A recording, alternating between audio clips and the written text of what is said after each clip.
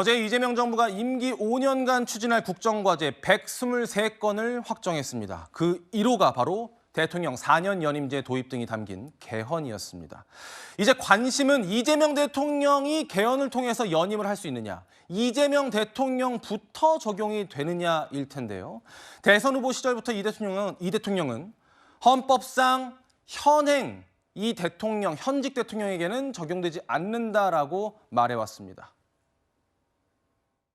우리 헌법상으로 개헌은 재임 당시 대통령에게는 적용이 없다라는 게 현 헌법 부칙에 명시되어 있기도 합니다.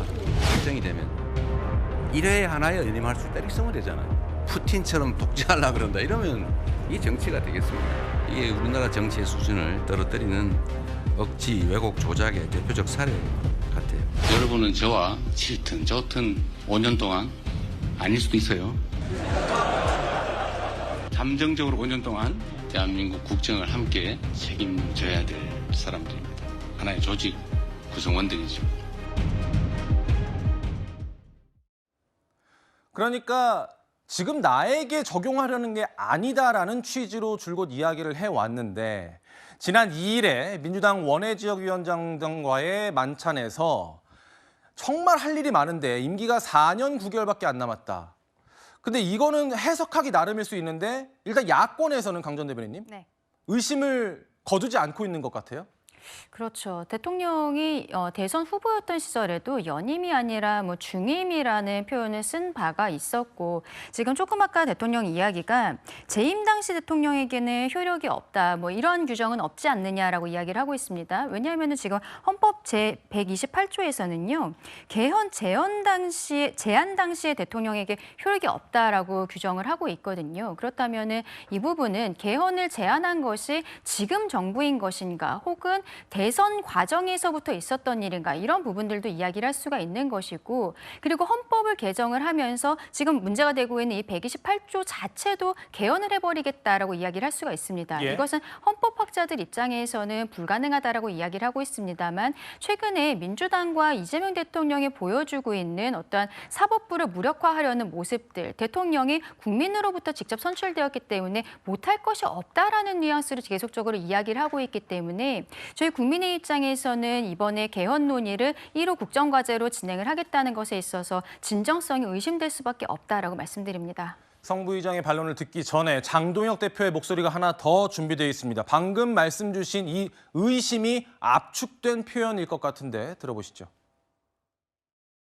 국정 1호 과제로 내세울 만큼 이재명 대통령에게는 이재명 정권에게는 가장 중요한 문제라고 생각합니다. 결국 지금의 헌법 파괴, 입법에 의한 헌법 파괴, 특검의 야당 말살, 그리고 더불어민주당의 터무니없는 정당 해산 이 모든 프레임과 이 모든 공격이 향하고 있는 정점은 결국 저는 장기 집권을 위한 개헌이라고 생각합니다. 많은 분들이 궁금해하실 수 있습니다. 아니 현행 헌법에 128조 2항에 개헌 제안 당시 대통령에게는 효력이 없다고 나와 있는데 왜 자꾸 의심을 하느냐. 근데 국민의힘에서는 이런 것 같아요. 이 조항을 없애거나 이 조항도 개정할 수 있는 것 아니냐. 개헌 과정에서. 어떻게 보십니까, 성 부의장님? 그렇게 하면 국민들이 용납하지 않을 겁니다. 개헌은 일단 대통령이 발의하거나 이 국회 300명 중에 200명 이상의 그 찬성을 통해서 발의를 할 수 있고요. 최종 결정은 국민이 하십니다. 국민 투표를 통해서 국민들께서 허락을 해주시는 거기 때문에 만약에 뭔가 이재명 정부가 이재명 대통령이 이것도 바꿔가면서 나 더 하겠습니다라고 할 경우 국민들이 이걸 받아주실까요? 저는 아닐 거라고 보고요. 왜냐하면 헌법 제128조 2항에 저 조항이 들어가 있는 이유는 한국 정치사에서 원래 재헌헌법 때는 4년 중임제였죠.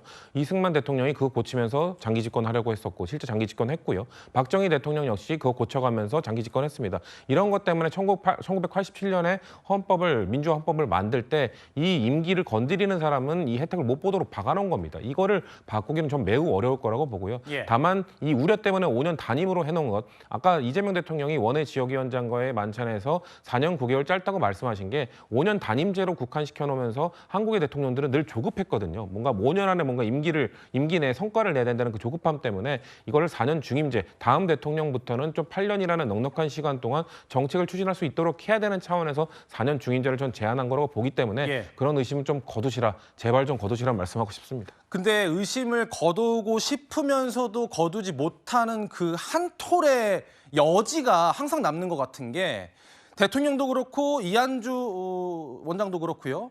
계속 논의를 해볼 수는 있다라고 뭔가 뒷말이 남는 것 같아서요. 글쎄요, 아마 헌법 개정문을 이제 본격적으로 하게 되면은 아마 대통령 발의가 아니라 국회에 아마 특위를 만들어서 하게 될 텐데요. 저는 국민의힘이 그런 의심, 아까 말씀하신 것처럼 정말 한 톨의 여지도 남겨놓고 싶지 않다면은 그 개헌 특위에 들어가서 그 조항과 관련된 확실한 입장을 전달하고 그것을 못을 박으면 됩니다. 이번 이 현 대통령에 대해서는 안 하는 걸로 하고 그 128조도 건드리지 않는 걸로 하면 우리는 특위에 참여하겠다라는 의사를 밝혀주시면 그러면은 그 헌법 개정 특위에서 국회 200명 이상의 발의를 통해서 나오는 헌법 개정안에는 128조를 건드리지 않고 발의가 되지 않겠습니까? 예. 결국 국힘이 이렇게 발목 잡기나 개헌 안 된다, 장기 집권을 위한 포석이다 이렇게 주장할 것이 아니라 본격적으로 들어가서 그걸 막기 위한 모습들을 보여주시면 되는 겁니다. 그 방법이 있음에도 불구하고 이런 이야기를 왜 하느냐? 결국 정치적으로 뭔가 공포 마케팅을 통해서 장기 집권하려는 포석입니다, 여러분. 저 사회주의 헌법으로 바꾸려는 포석입니다, 여러분. 이런 식으로 보수 지지층을 좀 자극하기 위한 저는 정치적 레토릭에 불과하다고 생각합니다. 강전 대변인. 그런데 이게 뭐 1호 국정과제로 될 만한 굉장히 무게감이 있는 주제라는 것에 대해서는 누구나 인정을 할 것이라고 생각을 합니다. 그런데 최근에 대통령과 민주당에서 보여주고 있는 사법부에 대해서 말하자면 하위 기관인 것처럼 이야기하고 있는 권력의 서열이 있다라는 말을 대통령이 직접 본인의 워딩으로서 본인의 입으로 이야기를 한 부분들이 있거든요.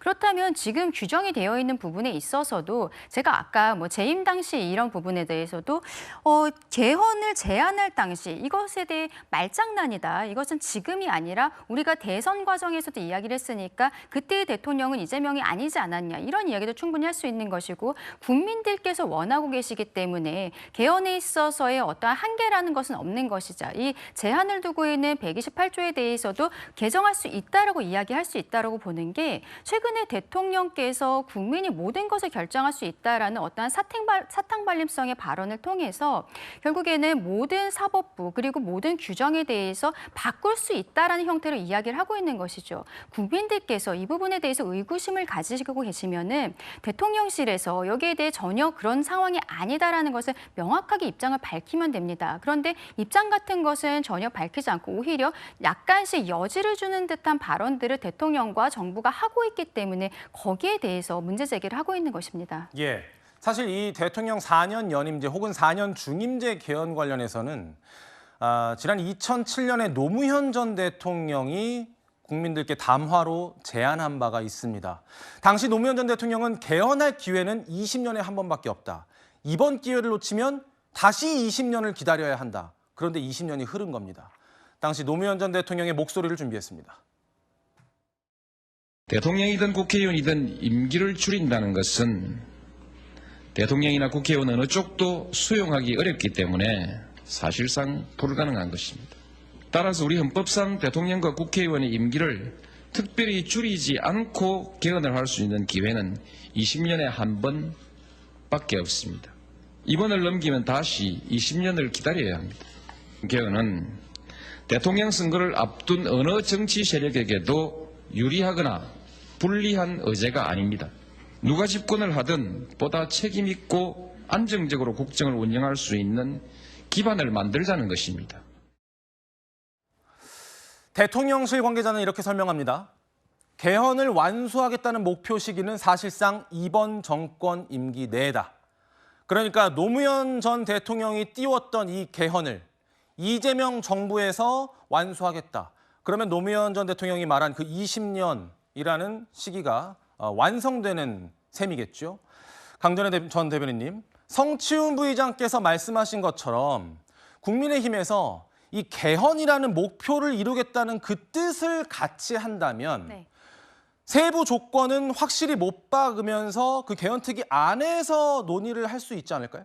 그렇죠. 세부적인 부분에 있어서 특히 대통령에 대해서 연임이 되지 않는다, 128조에 대해서는 건드리지 않는다는 것을 정부에서 명확하게 이야기를 해줘야 그게 전제 조건이 되어야 저희 국민의힘이 특위로서 함께할 수 있을 것이다라고 말씀을 드립니다.